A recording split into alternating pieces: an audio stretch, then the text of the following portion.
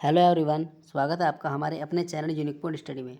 देखिए दोस्तों, आज हम उत्तराखंड इतिहास का पार्ट 1 आपके सामने लेकर आए हैं और सभी इंपोर्टेंट क्वेश्चन आपके सभी परीक्षाओं के लिए, जैसे कोई आपका वीडियो हो गया, एलटी प्रवक्ता और आबकारी, वन दरोगा या यूकेएससी की कोई भी परीक्षा हो, सभी के लिए ये क्वेश्चन आपके लिए इंपोर्टेंट होने वाले हैं।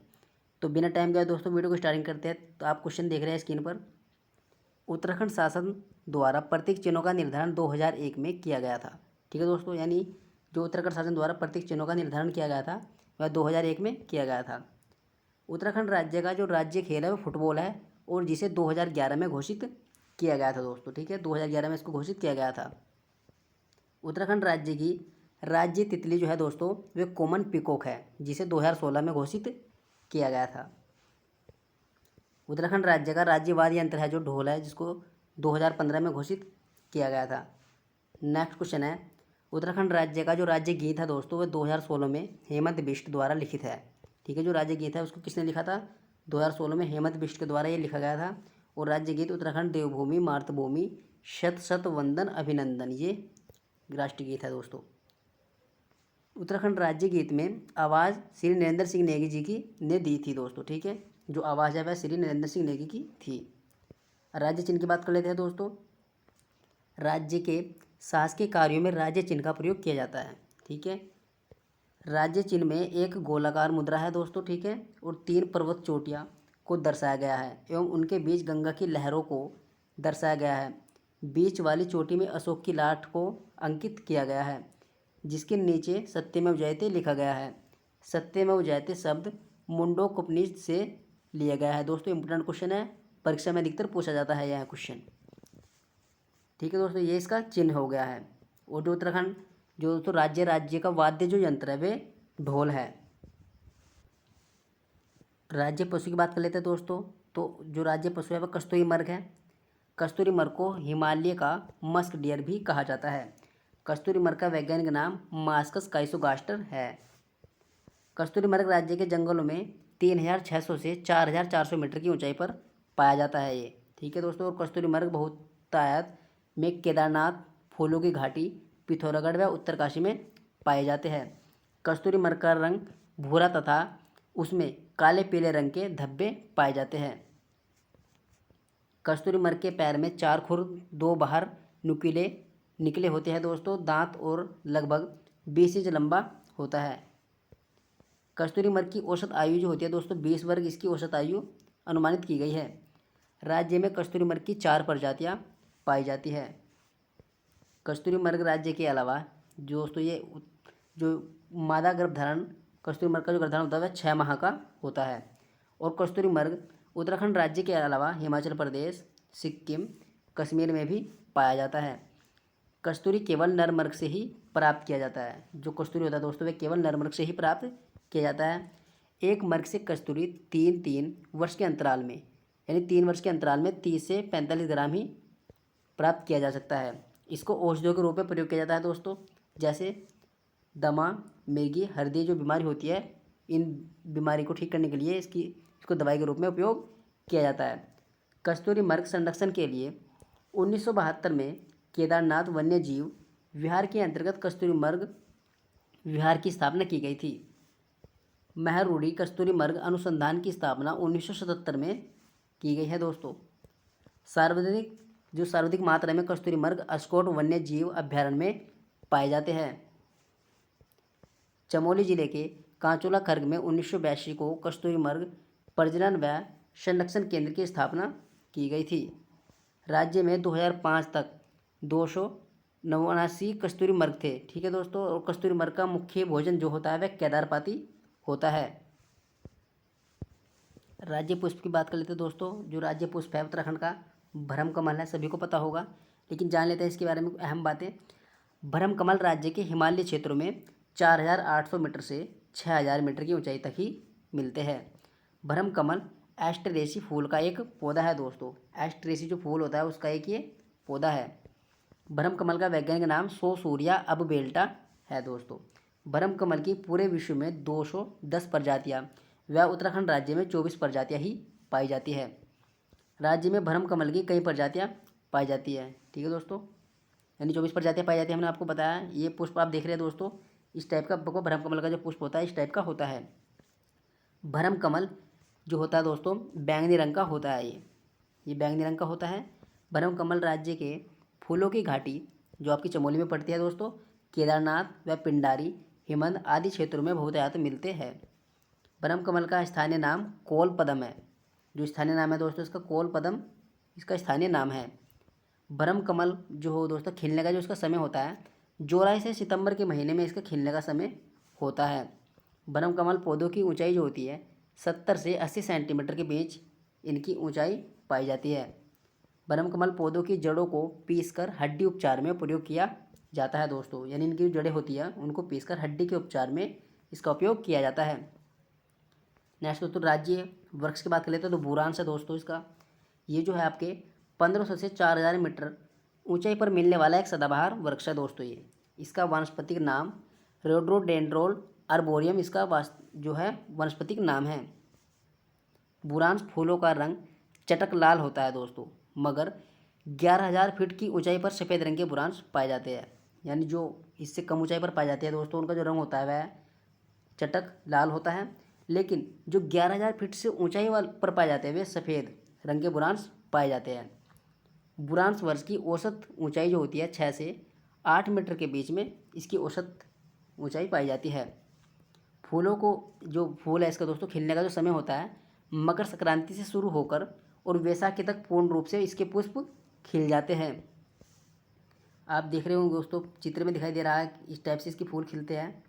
बुरांश को कश्मीर में आर्ट बॉल कहते हैं। जो बुरांश है दोस्तों उसको कश्मीर में क्या बोला जाता है, आर्ट बॉल कश्मीर में इसको बोला जाता है। बुरांश को हिमाचल प्रदेश में बुरासो कहते हैं, यानी आप इसको हिमाचल प्रदेश में बुरासो कहते हैं।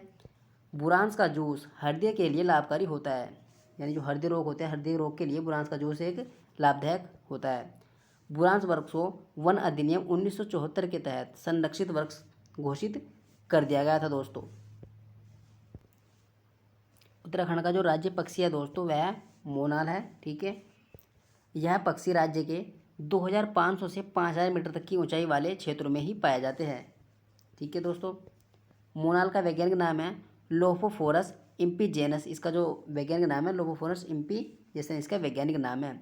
मोनाल पक्षी की 4 प्रजातियां हैं। 4 प्रजातियां इसकी है। मोनाल मादा पक्षी है, जबकि डफिया नर पक्षी है। यानी जो मोनाल बोला जाता है वह एक मादा पक्षी है दोस्तों, और जो डफिया है इसी प्रजाति का ये डफिया है ये इसका नर पक्षी है। मोनाल को हिमाचल प्रदेश राज्य है दोस्तों उसका मयूर भी कहा जाता है। नेपाल का राष्ट्रीय पक्षी भी मोनाल है। जो नेपाल का राष्ट्रीय पक्षी है वह मोनाल ही है दोस्तों। पहले हिमाचल प्रदेश का राज्य पक्षी मोनाल था, लेकिन अब जुजुराना हिमाचल प्रदेश का राज्य पक्षी है। मोनाल को स्थानीय भाषा में मन्याल व मुनाल भी कहा जाता है। मोनाल पक्षी काले नीले व हरे रंग का मिश्रण होते हैं। मोनाल पक्षी की पूंछ हरे रंग की होती है। मोनाल का जो प्रिय भोजन होता है दोस्तों ये आलू का बहुत शौकीन होता है। इसका जो प्रिय भोजन होता है ये आलू खाता है दोस्तों। वन्य जीव संरक्षण अधिनियम 1972 के तहत मोनाल को संरक्षित किया गया। इनको संरक्षित किया गया है दोस्तों 1972 के तहत। मोनाल पक्षी घोंसला नहीं बनाता है। बना दिया दोस्तों क्योंकि मादा है, तो मोनाल जो पक्षी होता है वह घोंसला नहीं बनाती है। मोनाल पक्षी में प्रजनन क्रिया वर्ष में 2 बार होती है, यानी 6 महीने के अंतराल में इसमें प्रजनन क्रिया होती रहती है। नर मोनाल के सर पर मोर की भांति कलगी लगी होती है दोस्तों। राज्य के अलावा ये असम, कश्मीर, हिमाचल प्रदेश, नेपाल में भी पाए जाते हैं। राज्य तितली कॉमन पिकॉक है दोस्तों इसकी। राज्य जो खेल है दोस्तों फुटबॉल है। फुटबॉल है राज्य खेल। और अगला क्वेश्चन है, अब जान लेते हैं दोस्तों उत्तराखंड के ऐतिहासिक बिंदु के बारे में। जैसे उत्तराखंड पुरातत्व के जनक हेनवुड को माना जाता है। जो उत्तराखंड है दोस्तों के पुरातत्व का जो जनक माना जाता है किसको माना जाता है, हेनवुड को माना जाता है। हेनवुड ने 1856 में देवीधुरा में महापाषाणकालीन पुरावशेषों की खोज की थी। 1951 में हरिद्वार के बहादुराबाद में ताम्र उपकरण व मुर्द भांड की खोज की गई थी। ठीक है, और अगला टॉपिक है हमारा 1952-53 में बहादुराबाद में यज्ञदत्त शर्मा को पाषाणकालीन अवशेष प्राप्त हुए थे दोस्तों। ठीक है, हेमवती नंदन बहुगुणा जो विश्वविद्यालय है के पुरातत्व विभाग को श्रीनगर के थापाली व उत्तरकाशी में चित्रित दूसर मर्द भांड के साक्ष्य प्राप्त हुए हैं। कुमाऊं विश्वविद्यालय ने रानीखेत के पास धनखल गांव में 1998 में MP जोशी व DS नेगी के संरक्षण में उत्खनन कार्य शुरू किया था। यशोधर मठपाल जी ने अल्मोड़ा के रामगंगा घाटी से पुरापाषाणकालीन उपकरणों की खोज की थी। 1956 में शिव प्रसाद डबराल ने मलारी नामक एक गांव है दोस्तों, मलारी जो गांव है ग्राम में महापाषाणकालीन शवधानों की खोज की थी, जो आपका चमोली में पड़ता है। ये उत्तराखंड से प्राप्त लौह उपकरणों में सर्वाधिक प्राचीन उपकरण लौह फलक माना जाता है दोस्तों। यानी जो जितने भी प्राप्त लौह उपकरण है उनमें सर्वाधिक प्राचीन उपकरण है वह लौह फलक है। द्वाराहाट के चंदेश्वर मंदिर से महासम संस्कृति से संबंधित आकृतियाँ प्राप्त हुई है। महासम संस्कृति के आकृति की खोज 1877 में रिबेट कार्नर के द्वारा ये की गई थी। रामगंगा घाटी के नोला ग्राम में कप मार्क्स की खोज यशोधर मठपाल ने की थी दोस्तों। यशोधर मठपाल ने इसकी खोज की थी। उत्तराखंड में पहला प्रजातीय समूह आया था, तो उसका नाम दोस्तों कोल था। जो उत्तराखंड में पहला प्रजातीय समूह आया था उसका नाम कोल था। चित्रित दूसर मर्द भांड के साक्ष्य गढ़वाल से प्राप्त हुए हैं। किमनी गांव चमोली के थराली के पास स्थित है। जो किमली गांव है दोस्तों वह चमोली के थराली गांव के पास स्थित है। किमली गांव में सफ़ेद रंग के चित्रित हथियारों एवं पशुओं के शैल चित्र प्राप्त हुए हैं। हुडली उत्तरकाशी जिले में यहाँ से प्राप्त शैल चित्र व नीले रंग का प्रयोग किया गया है दोस्तों। हुडली नामक स्थान यह यमुना घाटी पर स्थित है दोस्तों। जो हुडली नामक स्थान है ये कहाँ पर स्थित है? यह यमुना घाटी पर स्थित है। अल्मोड़ा फल सीमा से योग तथा नृत्य मुद्रा में मानव चित्र वाली मानव आकृतियाँ प्राप्त हुई है। बनकोट जो पिथौरागढ़ में पड़ता है दोस्तों, यहाँ से 8 ताम्र मानव आकृतियाँ को प्राप्त किया गया है। आप देख रहे होंगे दोस्तों चित्र में, जैसे फड़कोनाली और पेटसाल की खोज डॉक्टर यशोधर मठपाल ने की थी, जो आपका ये भी अल्मोड़ा में ही पड़ता है दोस्तों। पेटसाल अल्मोड़ा जिले में है। यहाँ से कत्थई रंग की मानव आकृतियाँ प्राप्त हुई थी। पेटसाल की खोज की बात कर लेते हैं दोस्तों, तो ये इसकी खोज दोस्तों 1989 में इसकी खोज हुई थी। और दोस्तों फड़कोनाली की खोज हुई थी वो 1985 में खोज हुई थी।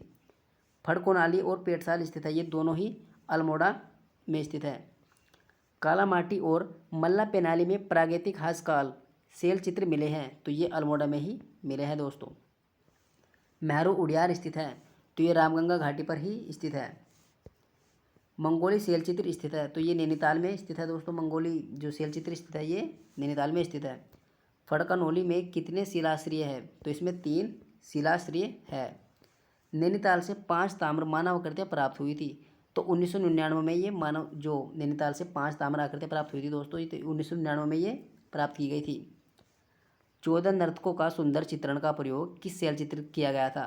तो ये कसार देवी है दोस्तों, ये कसार देवी में किया गया था। लाखों उड्यार का मुख्य विषय है, तो सामूहिक नृत्य जो लाखों उड्यार का मुख्य विषय है दोस्तों, तो सामूहिक नृत्य इसका मुख्य विषय है। किमनी गांव किस घाटी में है? तो पिंडर घाटी में किमनी गांव है। 5 ताम्र मानव आकृतियाँ प्राप्त हुई, तो ये नैनीताल से प्राप्त हुई थी। पश्चिमी रामगंगा घाटी से कप मार्क्स जिले मिले हैं दोस्तों, तो वहाँ से 73 कप मार्क्स मिले हैं। द्वाराहाट चंदेश्वर मंदिर से कप मार्क्स मिले हैं, तो वहाँ से दोस्तों 204 कप मार्क्स मिले थे। 1952-53 में जगदत्त शर्मा ने किस स्थल का उत्खनन करवाया था? तो बहादुराबाद का उत्खनन करवाया था दोस्तों, जो कि आपका हरिद्वार जिले में पड़ता है। मलारी गांव शवाधानों की खोज की थी, तो 1956 में शिव प्रसाद डबराल ने ये खोज की थी दोस्तों। किस वर्ष गढ़वाल विश्वविद्यालय द्वारा मलारी गांव का सर्वेक्षण किया गया था? तो 2001 व 1983 के मध्य में ये सर्वेक्षण किया गया था। नेक्स्ट है दोस्तों लाखों गुफा। जो लाखों गुफा है यह इसकी जो खोज हुई थी दोस्तों 1968 में डॉक्टर MP जोशी के द्वारा इसकी खोज की गई थी। लाखों गुफा अल्मोड़ा बाड़े छिना के पास दल बैंड पर स्थित है। तो जो दोस्तों लाखों गुफा ये आपकी बाड़े छिना एक स्थित स्थान है अल्मोड़ा में, और ये दल बैंड पर स्थित है। लाखों गुफा श्योन नदी के तट पर स्थित है। लाखों गुफा से पशु व मानव के रंगीन चित्र प्राप्त हुए हैं। लाखों गुफा में नागफनी के आकार का एक भव्य शिलाश्रय है। नेक्स्ट गुफा है दोस्तों हमारी ग्वारखिया गुफा। यह गुफा दोस्तों चमोली जिले में डुंगरी गांव में स्थित है। यह गुफा अलकनंदा नदी के तट पर स्थित है। यहाँ से मानव भेड़ बारहसिंगा के 41 यानी 41 रंगीन चित्र मिले हैं। पुरातत्वविदों के नज़रों में लाने के लिए श्रेय राकेश भट्ट को दिया जाता है, यानी राकेश भट्ट है उन्होंने इनके पुरातत्वविदों के नज़रों में लाने के लिए श्रेय जो जाता है वह राकेश भट्ट को जाता है इसका। मल्लारी गांव की बात कर लेते हैं दोस्तों। इसकी खोज गढ़वाल विश्वविद्यालय द्वारा 2001-2 में की गई थी। मल्लारी गांव चमोली जिले से सुदूर तिब्बत सीमा पर स्थित है। यहाँ से 5.2 किलोग्राम सोने का मुखावरण के साथ नरकंकाल व मिट्टी के बर्तन भी मिले हैं। यहाँ से प्राप्त बर्तन पाकिस्तान से स्वात घाटी के शिल्प के समान है। शिव प्रसाद डबराल ने 1956 में यहाँ स्वाधान की खोज की थी। यहाँ से काले व धूसर रंग के चित्रित मर्द भांड मिले हैं। अगला दोस्तों लिवेथाप जो है यह अल्मोड़ा जिले में स्थित है। यहाँ से शैल चित्र में मानव को शिकार करते हुए और हाथों में हाथ डालकर नृत्य करते हुए देखा गया है। लाल रंग के चित्रित 3 शिलाश्रय भी यहीं पर है। नेक्स्ट है उत्तराखंड में पुरा प्रजातियाँ। दोस्तों एक कोल नाम की प्रजाति थी उत्तराखंड में, यानी उत्तराखंड की जो प्रथम प्रजाति कोल को माना जाता है। कोल प्रजाति के लोग दिखने में कुरूप व भद्दे थे। पूरा साहित्य ग्रंथों में कोलों का वर्णन मुंड व शबर नाम से मिलता है। कोल लोग नाग पूजा के साथ साथ नाग पूजा के साथ साथ ये लिंग पूजा करते थे। कुमार कुमारी प्रथा कोल प्रजाति में पाई जाती थी। इस प्रथा में भूटांतिक प्रजाति का प्रभाव दिखता था। दोस्तों कुमार और कुमारी जो है ये प्रथा जो चलती आ रही है ये कोल जाति में ही पाई जाती थी। अगली प्रजाति है दोस्तों किरात प्रजाति। कोल के बाद उत्तराखंड में किरात प्रजातियों का आधिपत्य हुआ। किरातों के अन्य नाम किन्नर कीर भी हैं। किरातों को मंगोल प्रजातियों से संबंधित माना जाता है। स्कंद पुराण में किरातों को विल्लव कहा जाता था। दोस्तों किरात लोग भ्रमणकारी पशुपालक थे। महाभारत काल में केदारखंड में किरात जातियों का आधिपत्य था। खश जाति है दोस्तों।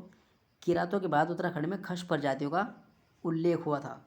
ठीक है, महाभारत के सभा पर्व में खशों का वर्णन मिलता है। खश लोग महाभारत के युद्ध में कौरव की ओर से लड़े थे। राजशेखर के काव्य मीमांस के अनुसार मध्य हिमालय के कार्तिकेयपुर नगर में खसदीपति का राज्य था। 1885 में खशों को शूद्र वर्ग से सम्मिलित किया गया। खशों में घर जमाए रखने की प्रथा प्रचलित थी। टिकुआ प्रथा में खशों की विधवा महिला किसी भी पुरुष को अपने घर में रखती थी। झटेला प्रथा खशों में व्याप्त थी। इसमें कोई स्त्री दूसरे व्यक्ति से विवाह कर ले तो उसके पूर्व पति से उत्पन्न पुत्र को झटेला कहा जाता था। दोस्तों खश लोग अपनी श्रेष्ठ पुत्री को मंदिर में दान करते थे। जो ये है दोस्तों खश अपनी श्रेष्ठ पुत्री को मंदिर में दान करते थे। पशु बलि प्रथा खशों में प्रचलित ये चलती आ रही है। अगली प्रजातियाँ भूटांतिक या शोका प्रजाति। शोका प्रजाति को एक व्यापारिक प्रजाति कहा जाता है। भोटिया प्रजाति है दोस्तों ये। भोटिया प्रजाति सामान्यतः 6 वर्गों में विभक्त थी। काली नदी घाटियों में रहने वाले भोटियों को शोका कहा जाता था। जो काली नदियों के घाटियों में रहते थे दोस्तों उनको भोटिया या शोका कहा जाता था। भोटी तांत्रिकों समूह को कूच कहा जाता था। 1962 तक भोटिया लोग तिब्बत से व्यापार करते थे। भूटांतिक प्रजातियों में अनेक उपजातियाँ जो निम्न है दोस्तों, जिसमें गरब्याल, आपका गुंजियाल, मर्तेलिया, टोलिया और पांगती सम्मिलित है। भूटांतिकों की उपजाति राठ या समोत्र में विभक्त थी। राठ को भोटिया लोग बिरादरी का सूचक मानते थे। राठ के अंतर्गत आने वाले परिवारों में वैवाहिक संबंध नहीं होता था। रड़बड़ प्रथा का प्रचलन दारमा व व्यास घाटी में रहने वाले भोटितिंगों में ही उत्पन्न हुआ था। दोस्तों भोटिया लोग घुरमा देवता की पूजा वर्षा के देवता के रूप में करते थे। घबला देवता भोटियाओं में संपत्ति व्यापार से संबंधित है। 1914 में ब्रिटेन व तिब्बत के बीच, यानी 1914 में ब्रिटेन और तिब्बत के बीच में जो समझौता हुआ था उसके आधार पर भोटिया लोगों को तिब्बत से व्यापार करने की छूट मिली थी। भोटिया लोग तिब्बत द्वारा भोटिया व्यापार को सम्मिलित मेले द्वारा प्रोत्साहन मिला था। नेक्स्ट है दोस्तों भोटिया जनजाति के लोग। तो ये है दोस्तों, ये इस आकृति आप देख रहे हैं दोस्तों, इस तरीके का इनका पहनावा था। आदि ऐतिहासिक काल की बात कर लेते हैं दोस्तों। इसमें क्या है, आदि ऐतिहासिक काल के प्रमुख स्तोत्र पौराणिक ग्रंथ से प्राप्त होते हैं। उत्तराखंड का प्रथम उल्लेख ऋग्वेद में मिलता है। ऋग्वेद में इस क्षेत्र को देवभूमि व मनुष्यों की भूमि, पूर्ण भूमि कहा गया है। ऐतरेय ब्राह्मण में उत्तराखंड के लिए उत्तर पूर्व शब्द का उपयोग किया गया है। स्कंद पुराण में 5 हिमालय खंडों का वर्णन मिलता है दोस्तों, यानी जो स्कंद पुराण है उसमें 5 हिमालय खंडों का वर्णन मिलता है। 5 हिमालय खंड निम्न प्रकार है, जिनमें है दोस्तों आपका नेपाल, केदारखंड, मानसखंड, कश्मीर और जालंधर। माया क्षेत्र से हिमालय तक के विस्तृत क्षेत्र को केदारखंड कहा जाता है दोस्तों, ठीक है। नंदा देवी पर्वत से कालगिरी तक के क्षेत्र को मानसखंड कहा जाता है।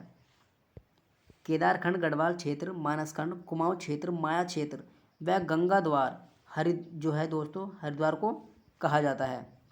पुराणों में केदारखंड व मानसखंड के संयुक्त क्षेत्र को भरापुर, खसदेश व उत्तरखंड कहा जाता था। भरापुर, खसदेश व उत्तरखंड इसको कहा जाता था। यानी केदारखंड और मानसखंड जो दोस्तों आप देख रहे हैं, इसका जो संयुक्त क्षेत्र होता है इसको ये खसखंड या भारखंड कहा जाता था। बौद्ध साहित्य के पाली भाषा में उत्तराखंड के लिए हिम्मत शब्द का प्रयोग किया गया था। बौद्ध साहित्य में जो पहली बार साहित्य में पाली भाषा में उत्तराखंड के लिए हिम्मत शब्द का प्रयोग किया गया था। कौशिक ब्राह्मण में बद्री का आश्रम में वाक देवी का निवास स्थान बताया जाता है। अगला क्षेत्र है दोस्तों हमारा गढ़वाल क्षेत्र। गढ़वाल क्षेत्र की बात कर लेते हैं। गढ़वाल क्षेत्र के प्राचीन नाम जो था दोस्तों बद्री का आश्रम, तपोभूमि तथा केदारखंड कहा जाता है इसको। केदारखंड में गढ़वाल की सीमाओं की लंबाई 50 योजन व चौड़ाई 30 योजन बताई गई है। केदारखंड व मानसखंड की सीमाओं का विभाजन बाधन क्षेत्र या नंदा देवी पर्वत करता है, यानी इनका जो विभाजन करता है दोस्तों बाधन या नंदा देवी जो पर्वत है इनका विभाजन करता है। 1515 ईस्वी में इसी के आसपास अजयपाल के 52 गढ़ों को जीता था, तब से इस क्षेत्र को गढ़वाल कहा जाता है। ऋग्वेद में वर्णन मिलता है कि इस क्षेत्र में असुर राजा शंबर के 100 गढ़ों को इंद्र व सुदास ने नष्ट कर दिया था। गढ़वाल क्षेत्र में कुबेर की राजधानी अलकापुरी थी। दोस्तों कुबेर की राजधानी थी वह अलकापुरी गढ़वाल क्षेत्र में ही थी। अलकापुरी में मनुष्यों के आदि पूर्वज मनु का निवास भी स्थल था। इस क्षेत्र के बद्रीनाथ के पास गणेश, नारद, मुचकंद, व्यास, स्कंद गुफा वैदिक ग्रंथों की रचना की गई थी। ये सारी गुफाएं दोस्तों चमोली में पड़ती है। टिहरी गढ़वाल की एक पट्टी हिमालय में विशोण पर्वत है। विशिष्ट गुफा व विशिष्ट कुंड इसको कहा जाता है। आप देख रहे होंगे दोस्तों चित्र में देवप्रयाग में भगवान राम का एक मंदिर है जहाँ भगवान राम ने तपस्या की थी। टिहरी गढ़वाल के तपोवन में लक्ष्मण जी ने तपस्या की थी। रामायणकालीन बाणासुर का राज्य गढ़वाल क्षेत्र में ही था। इसकी राजधानी ज्योतिषपुर या जोशीमठ थी। महाभारत के वन पर्व में केदारनाथ को भुरंगतुंग कहा गया है। महाभारत के वन पर्व के अनुसार उस समय गढ़वाल क्षेत्र में पुलिंद व किरात जातियों का आधिपत्य था। पुलिंद राजा शिवभाव की राजधानी श्रीनगर थी। महाभारत के युद्ध में पांडवों की तरफ से युद्ध लड़ा गया था। राजा विराट जिसकी राजधानी जौनसार व विराटगढ़ी थी, जिसकी पुत्री उत्तरा अभिमन्यु का विवाह हुआ था। प्राचीन काल में इस क्षेत्र में बद्री का आश्रम व कर्ण आश्रम दो शिक्षा के प्रसिद्ध विद्यापीठ थे। खसों के समय गढ़वाल क्षेत्र में बौद्ध धर्म का प्रचार प्रसार था। यानी किसके समय था, तो खसों के समय था दोस्तों। महाभारत में देवप्रयाग को समस्त तीर्थों का शिरोमणि व समग्र पापों का विनाशक कहा गया है। बात करते हैं दोस्तों देवप्रयाग की। ये आप मैप में देख रहे होंगे देवप्रयाग है दोस्तों। श्रीनगर को महाभारत में शुभावपुर व श्री क्षेत्र कहा गया है। आदि पूर्व के अनुसार अर्जुन का विवाह नागराज कौरव्य की कन्या उल्पी से गंगाद्वार में हुआ था। महाभारत काल में गंगाद्वार के नागराज कौरव्य तथा श्रीनगर में शुभाऊ मंदाकिनी के उत्तर असुर बाणासुर का शासन था दोस्तों। वन पर्व के अनुसार लोमस ऋषि के साथ पांडव इस क्षेत्र में आए थे। ऋग्वेद के अनुसार इस क्षेत्र के प्राण गांव में पड़ने के बाद सप्त ऋषियों ने अपने प्राण की रक्षा की थी। आश्रम की बात करते हैं दोस्तों, दो विद्यापीठ थे, कर्णाश्रम और बद्रिकाश्रम। तो कर्णाश्रम की बात कर लेते हैं। राजा दुष्यंत व शकुंतला के जो प्रेम प्रसंग है दोस्तों वह कर्णाश्रम से ही था, इसके लिए इसके प्रसिद्ध माना जाता है। यहाँ चक्रवर्ती सम्राट राजा भरत का भी जन्म हुआ था, जिसके नाम पर ही हमारे देश का नाम भारत पड़ा। माली नदी के तट पर स्थित है दोस्तों ये कर्णाश्रम, माली नदी के तट पर स्थित है। वर्तमान में इसका नाम चौका घाट है। कर्णाश्रम पौड़ी गढ़वाल जिले में स्थित है। अगला है दोस्तों, यहाँ महाकवि कालिदास जी द्वारा अभिज्ञान शकुंतलम की रचना की गई थी। महाकवि दोस्तों कालिदास है, उनके द्वारा अभिज्ञान शकुंतलम की रचना इसी आश्रम में की गई थी। शकुंतला विश्वामित्र एवं अप्सरा मेनका की पुत्री थी। शकुंतला विश्वामित्र व अप्सरा है मेनका की पुत्री थी दोस्तों। राजा दुष्यंत हस्तिनापुर के शासक थे। जो राजा दुष्यंत थे वे हस्तिनापुर के शासक थे। यहाँ प्रत्येक वर्ष वसंत पंचमी को मेला लगता है। प्राचीन काल में उत्तराखंड में 2 विद्यापीठ थे, हम इसके बाद पहले डिस्कस कर सके दोस्तों। एक तो आपका कर्णाश्रम था और एक आपका बद्री का आश्रम था। कुमाऊं क्षेत्र की बात करते हैं दोस्तों। पौराणिक कथाओं के अनुसार चंपावत के कांतेश्वर पर्वत तथा विष्णु भगवान का कूर्मा व कच्छप अवतार हुआ था। कांतेश्वर पर्वत के नाम पर मानसखंड के इस क्षेत्र को कूर्माचल भी कहा गया है। कूर्माचल संस्कृत नाम आगे चलकर प्राकृत में कुम्मू और हिंदी में कुमाऊं बन गया था। यानी संस्कृत में इसको कुम्मू कहा जाता था और हिंदी में इसको कुमाऊं कहा जाता था दोस्तों। इस क्षेत्र का प्राचीन नाम है दोस्तों मानसखंड, व मानसखंड बोला जाता था इसको, और कूर्माचल भी कहा जाता है। ब्रह्मा व वायु पुराण के अनुसार कुमाऊं क्षेत्र में किरात, गंधर्व, किन्नर, यक्ष, नाग जातियां वास करती हैं। जाखन देवी का मंदिर जो कि अल्मोड़ा में स्थित है, यह मंदिर इस क्षेत्र के यक्षों के निवास की पुष्टि कराता है। इस क्षेत्र के बिनाग यानी बेरी नाग या काली नाग, पिंगला नाग, बासुकी नाग आदि नाग मंदिर हैं। यहाँ पर नाग जाति के निवास की पुष्टि होती है और कहा जाता है नागवंश के द्वारा इन सब मंदिरों का निर्माण नागवंश के द्वारा ही करवाया गया था दोस्तों। यानी बेरी नाग जो पिथौरागढ़ में पड़ता है, आपका बेरनाग मंदिर पिथौरागढ़ में स्थित है। नाग मंदिरों में सबसे प्रसिद्ध बिनाग या बेरनाग मंदिर स्थित है दोस्तों, ठीक है। और बात कर लेते हैं मानसखंड के अनुसार जागेश्वर जो मंदिर है दोस्तों, शिव जी ने तपस्या की थी। यानी मानसखंड के अनुसार जो जागेश्वर धाम पर जो मंदिर है वहाँ पर शिव जी ने तपस्या की थी और कार्तिक का जन्म यहीं पर हुआ था। महाभारत के अनुसार ऋषि धौम्या सम्राट युधिष्ठिर को भारत के तीर्थ केंद्रों के बारे में बताते हैं। किरातों की भाषा मुंडा थी दोस्तों, यानी जो किरात है वो किरतो मुंडा भाषा बोलते थे। वर्तमान में अशकोट डीडीहाट नामक स्थान पर किरातों के वंशज रहते हैं। कुमाऊं में बौद्ध धर्म का प्रचार प्रसार खसों के समय ही हुआ था दोस्तों। उत्तराखंड में जो है शिलालेख पाए जाते हैं, जिनमें आपका कालसी शिलालेख है, लाखा मंडल, सिरोली और माना में ये शिलालेख है। इनके बारे में बात करते हैं दोस्तों। तो फर्स्ट टॉपिक है दोस्तों हमारा कालसी शिलालेख।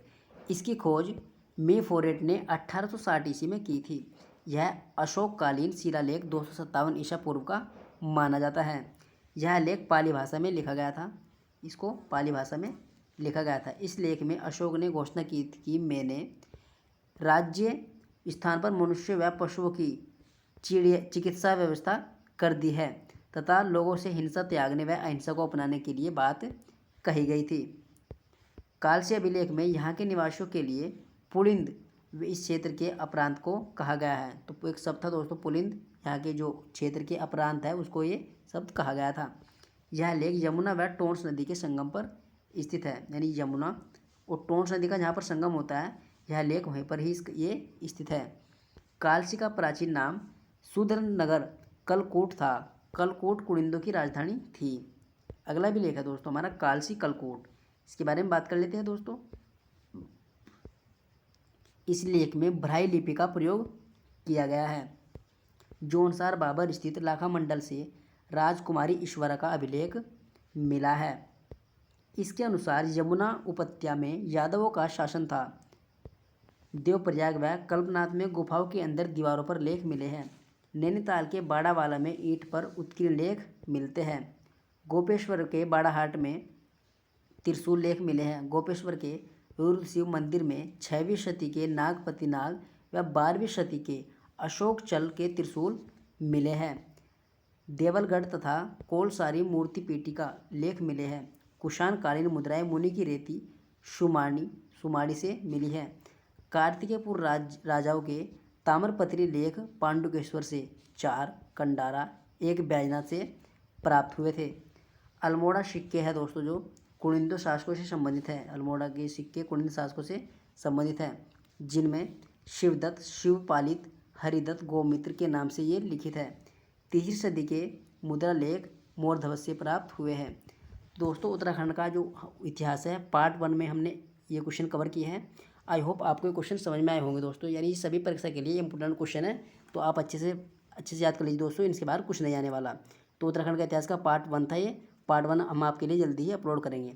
थैंक यू दोस्तों, थैंक्स फॉर वॉचिंग।